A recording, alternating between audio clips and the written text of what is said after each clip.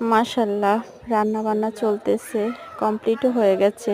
গরুর গোশত রান্না হয়েছে। মাশাল্লাহ, দেখতে অনেক সুন্দর হয়েছে।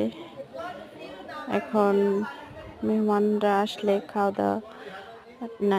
আজকে জুম্মার দিন আমার চাচার নামে মিলাদ পড়ানো হবে। মিলাদের জন্য কিছু তবারকের আয়োজন করা হয়েছে। সেই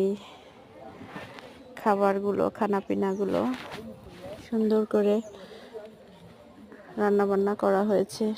অনেক দেখতে মাশাআল্লাহ অনেক সুন্দর হয়েছে। লাউ দিয়ে চিংড়ি মাছ, গরুর গোশত, তারপরে লাউ দিয়ে চিংড়ি মাছ, দেখতে মাশাআল্লাহ অনেক সুন্দর।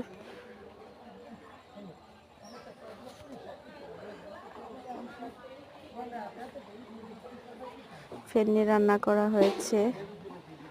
এই যে ফেন্নি রান্না করা হয়েছে, উপরে ঘি দেওয়া হয়েছে, এটা মিলিয়ে দেওয়া হবে। তারপরে এটা হচ্ছে বুট ডাল রান্না করা হচ্ছে। মাশাআল্লাহ।